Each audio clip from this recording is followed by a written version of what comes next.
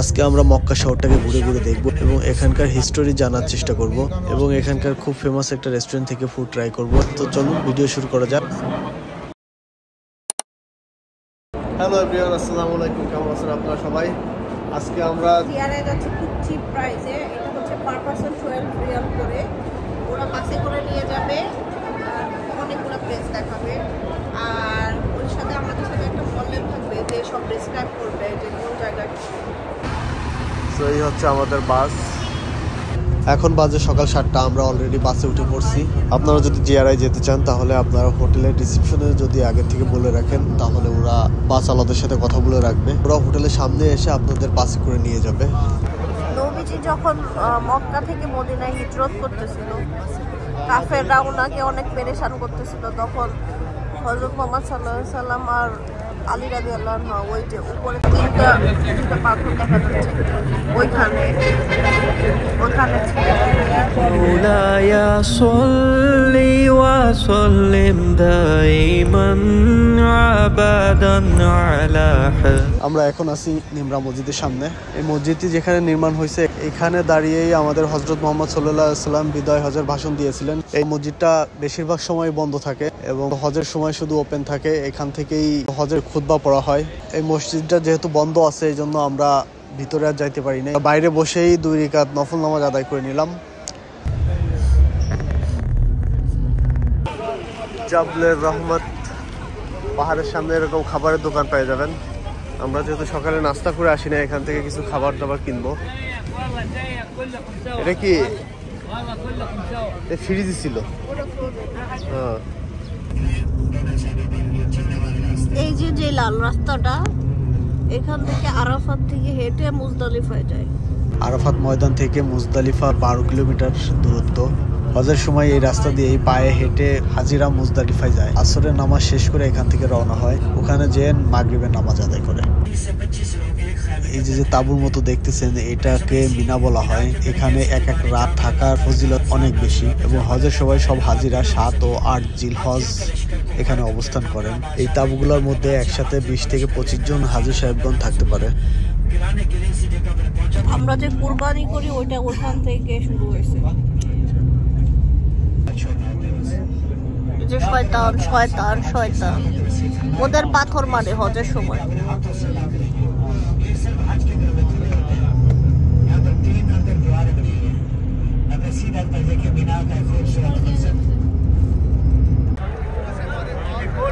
আমরা এখন আছি হীরা গুহার সামনে। এখানে আমাদের হযরত মুহাম্মদ সাল্লাল্লাহু আলাইহি ওয়াসাল্লাম ধ্যানমগ্ন থাকা অবস্থায় লাইলাতুল কদরের রাতে কুরআন নাযিল হয়। এই হীরা গুহা জাবালে নূর নামেও পরিচিত।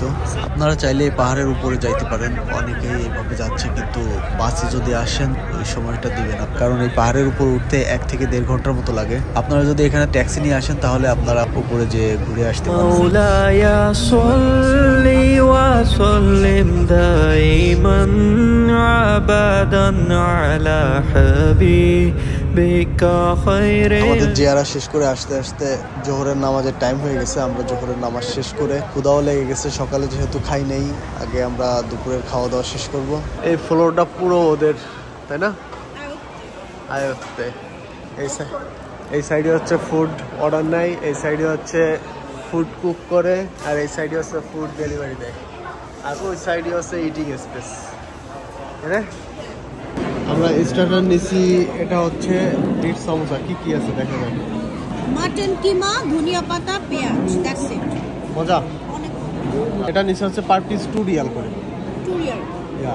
আর এটা হচ্ছে 15 রিয়াল, এটা হচ্ছে 14 রিয়াল, আর এটা হচ্ছে বুখারি রাইস 30 রিয়াল। হাফ চিকেন আছে আর হচ্ছে রাইস আর একটা লেমন দিছে। সো আমি দেখাই অ্যারাবিক স্টাইলে কিভাবে খায়। এটাকে পুরা এইভাবে টেবিলের উপর ঢেলে দিতে হবে। এটা হচ্ছে অ্যারাবিক স্টাইল। ওকে,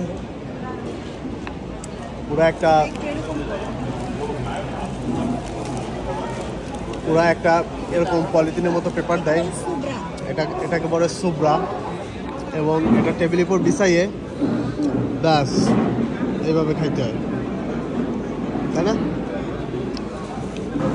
তো খেয়ে দেখা যাক কেমন।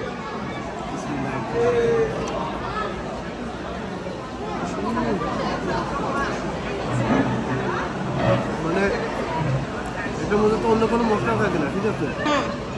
শুধু টমেটো পেস্ট, টমেটোর একটা মানে সরি টেস্ট আসতেছে, এবং চিকেনটা তো গ্রিল করা, ঠিক আছে? বড় বড় যে গ্রিলগুলো আছে না, ওই গ্রিলের মধ্যে আর কি এটা গ্রিল করা। চিকেনটা খেয়ে দেখো। ও চিকেনটা পুরো স্মোকি একটা ফ্লেভার আসছে, ঠিক আছে? অনেক মশলা না দেওয়ার কারণে প্রপার ফ্লেভার আসতেছে, প্রপার যে চিকেনের ফ্লেভার সেটা পাওয়া যাচ্ছে, ঠিক আছে? অস্থির অস্থির।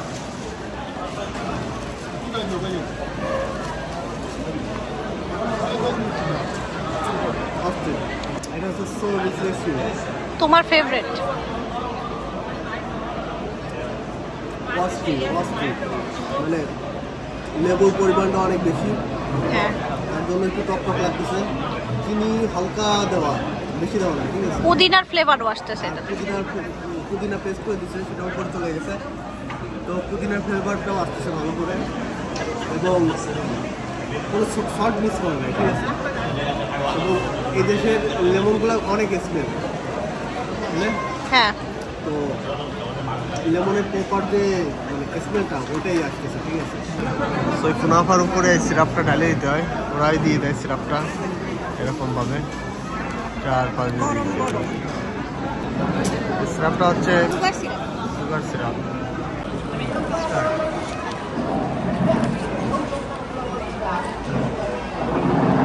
ক্রিম দেখতে পাও? হ্যাঁ ক্রিম আছে।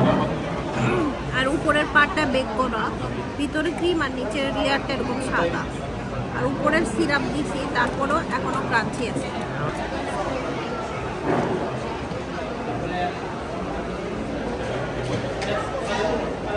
সুইট সল্টি বোধ, এত মজা, খুব মাইল্ড মিষ্টি।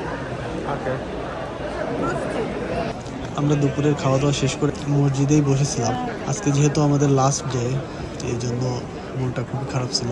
এখন বাজে 8:30। আমরা বিদায় তওয়াব শেষ করে এখন বেরিয়ে পড়ছি। আমরা মাগরিবের নামাজ শেষ করে বিদায় তওয়াব শুরু করছিলাম, এর মাঝে এশার আজান দিয়ে দেয়। আমরা এশার নামাজ শেষ করে বাকি বিদায় তওয়াব করে তারপরে আমরা এখন বেরিয়ে পড়ছি। কি পরিমাণে মানুষ শুধু দেখেন। দিনে যেহেতু গরম থাকে, মাগরিবের নামাজের পর থেকেই বেশিরভাগ মানুষ উমরা করা শুরু করে, তো এই টাইমটাতে অনেক ভিড় থাকে। চোখের পলকে কিভাবে দিন শেষ হয়ে যায়, এটা মক্কা মদিনায় না আসলে বোঝা যাবে না। শেষ মানে লাস্ট এশার নামাজ আদায় করলাম এবং বিদায় তওয়াব করে আমরা বেরিয়ে চলে আসছি। দোয়া করবেন যাতে আমরা প্রত্যেক বছর উমরা করতে আসতে পারি ইনশাআল্লাহ। আমরা এখন যাবো জেদ্দা, সারার চাচার বাসায়। আমরা গাড়িতে উঠে পড়ছি। মক্কা থেকে জেদ্দার দূরত্ব 82 কিলোমিটার। ম্যাপে দেখাচ্ছে 1 ঘন্টার মতো লাগবে প্রাইভেট কারে যেতে। এই যে কোরআন শরীফের আর্কিটেকচারটা দেখা যাচ্ছে, এখান থেকে জেদ্দার শুরু, মক্কার শেষ। এত সুন্দর দেখা যাচ্ছে রাতের বেলা। তো আলহামদুলিল্লাহ, এটা দেখার খুবই ইচ্ছা ছিল আমার, আল্লাহ সেই ইচ্ছাটাও পূরণ করছে। মাওলায়া সাল্লি ওয়া সাল্লিম দাইমান আবাদান আলা হাবিবিকা খায়র। আমরা আঙ্কেলের বাসায় পৌঁছাই গেছি। ফ্রেশ হয়ে খাবার টেবিলে এসে দেখি বিশাল আয়োজন। শ্বশুরবাড়ি বলে কথা। আমার সবসময় দেশি খাবার পছন্দ, তো চাচি সেজন্যই সব দেশি খাবারের ব্যবস্থা করে রাখছিল। প্রায় 6 প্রকার ভর্তা, মাছ, ভাজি এবং মাংস। আমরা খাবার এনজয় করি এবং আপনারা ভিডিও এনজয় করেন। এবং যারা এখনো সাবস্ক্রাইব করেন নাই, তারা এখনই সাবস্ক্রাইব করে দিন চ্যানেলটিকে। এবং দেখা হবে অন্য কোনো ভিডিওতে। সে মতো ভালো থাকবেন, সুস্থ থাকবেন। আল্লাহ হাফেজ।